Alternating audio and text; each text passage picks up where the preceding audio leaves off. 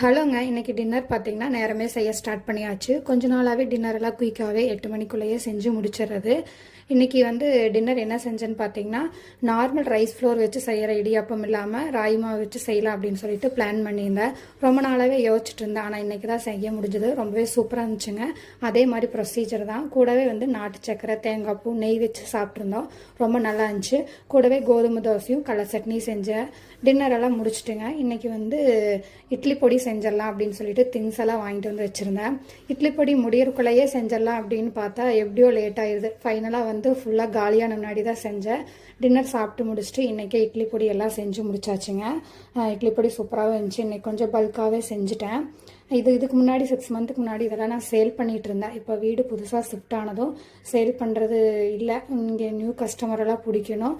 என் பேஜில் இந்த டீட்டெயில்ஸ் போட்டிருக்கேன். நிறையா மசாலா பொடி சேல் பண்ணுறேன். செக் பண்ணி பாருங்கள்.